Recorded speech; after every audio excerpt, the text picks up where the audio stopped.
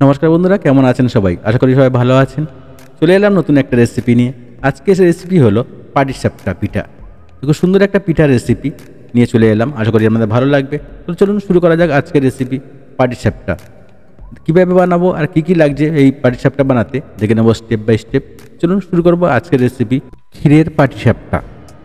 তো এই পাটিসাপটা পিঠার জন্য আমি এখানে নিয়েছি হাফ কাপ সুজি। তো সুজিটাকে আমি একটু পাউডার করে নেব।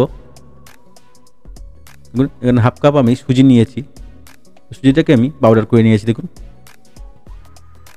তো এটাকে মিক্সিং বলে আমি ঢেলে দেব।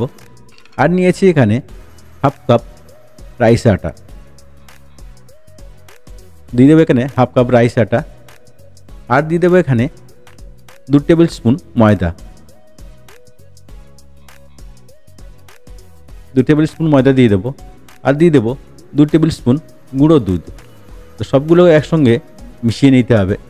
তো বন্ধুরা, এবার আমি সবগুলো উপকরণকে একসঙ্গে ভালো করে মাখিয়ে নেব চামচের সাহায্যে। দুধটা দেওয়ার হয়ে গেছে আমার। এবার আমি সবগুলো উপকরণকে একসঙ্গে ভালো করে মাখিয়ে নেব।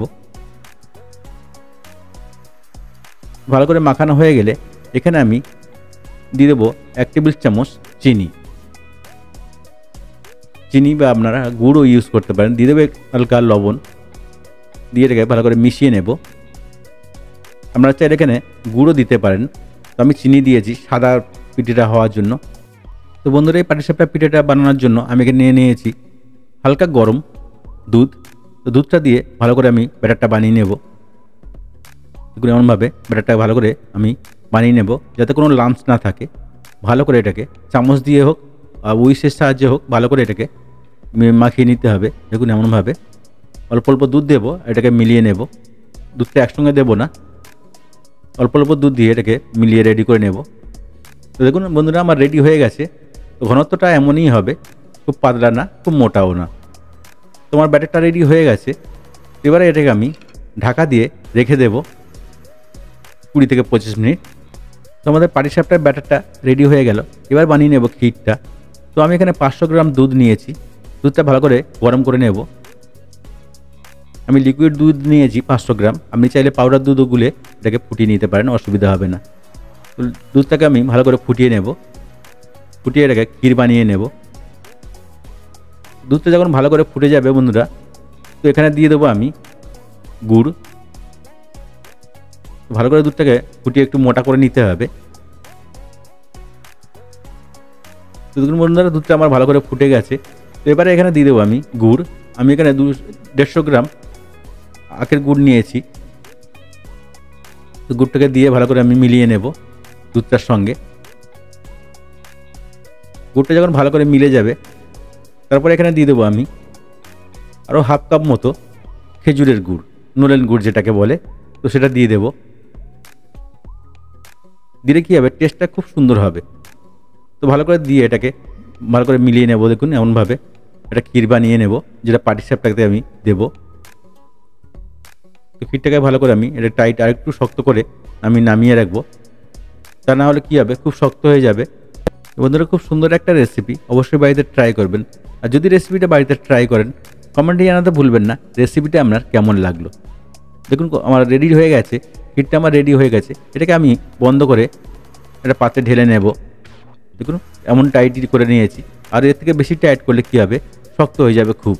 বন্ধুরা, ক্ষীরটা আমার রেডি হয়ে গেছে। এবার আমি একটা একটা করে পাটিসাপটা বানিয়ে রেডি করে নেব। আমি ননস্টিকের প্যান নিয়েছি, দেবো অল্প ঘি দিয়ে ভালো করে একটু ব্রাশ করে নেব।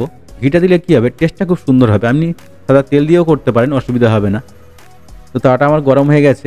এবারে এটাকে আমি বানাতে স্টার্ট করব। তো এখানে আমি ডো কিছুটা তুলে রেখে কালার করে নিয়েছিলাম, কালারিং বানানোর জন্য, যেটা প্রিন্টেড খুব সুন্দর দেখতে লাগবে। তো আগে দিয়ে দিলাম কালারিংটা। তারপরে আমি এক ডাবু করে এর ওপর দিয়ে সবগুলো পিঠা বানিয়ে নেব। দেখুন এমনভাবে দেখতেও খুব সুন্দর হবে, খেতেও খুব মজার লাগবে। একটু ঢেকে দেবো। 1 থেকে 1.5 মিনিট এই পিঠাটা রেডি করতে লাগে। দেখুন আমার রেডি হয়ে গেছে। উপরে দিয়ে দেবো ক্ষীরগুলো উপরে দিয়ে আমি পাটিসাপটাটা রেডি করে নেব। দেখুন খুব ইজিভাবে, খুব ইজি একটা রেসিপি, অবশ্যই বাড়িতে ট্রাই করবেন। আর যদি বাড়িতে ট্রাই করেন তো কমেন্টে জানাতে ভুলবেন না রেসিপিটা আপনার কেমন লাগলো। দেখুন কত সুন্দর হয়েছে কালার। সুন্দর একটা রেসিপি শেয়ার করলাম, আশা করি আপনাদের ভালো লাগবে। আর যদি আমার রেসিপিটা আপনাদের ভালো লাগে তো চ্যানেলটাকে লাইক শেয়ার সাবস্ক্রাইব করতে ভুলবেন না, কমেন্টে জানাতে ভুলবেন না রেসিপিটা আপনার কেমন লাগলো। তো দেখুন বন্ধুরা, একটা আমার রেডি হয়ে গেছে, কত সুন্দর হয়েছে, কত সুন্দর কালার হয়েছে, দেখতে খুব সুন্দর লাগছে, খেতেও খুব মজা লাগবে। তো আমি আরও একটা বানিয়ে আপনাকে দেখিয়ে দিচ্ছি কেমনভাবে বানাবেন। তো দেখুন বন্ধুরা, কত সুন্দর দেখতে লাগছে পিঠাগুলো।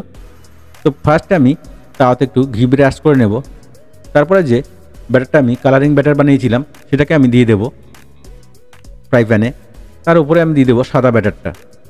তাহলে কী হবে, এরকম প্রিন্টেড সব রেডি হয়ে যাবে আপনার পিঠাগুলো, দেখতেও খুব সুন্দর লাগবে। দেখুন কত সুন্দর হয়েছে। এবার একটু ঢেকে দেবো 1 মিনিটের মতো, 1 থেকে 1.5 মিনিট লাগে একখানা পিঠা রেডি হতে। দেখুন খুব কম টাইমের মধ্যে খুব সহজেই পিঠাগুলো রেডি হয়ে যায়।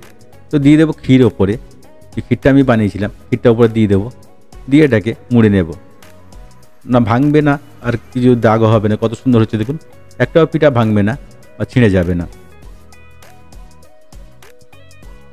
দেখুন বন্ধুরা কত সুন্দর হয়েছে, সুন্দর একটা রেসিপি শেয়ার করলাম, আশা করি ভালো লাগবে। আর যদি রেসিপিটা ভালো লাগে তো কমেন্টে জানাতে ভুলবেন না, কমেন্ট করতে ভুলবেন না রেসিপিটা আপনার কেমন লাগলো।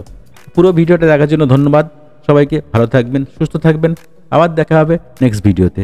ধন্যবাদ বন্ধুরা, কমেন্ট করতে ভুলবেন না রেসিপিটা আপনাদের কেমন লাগলো।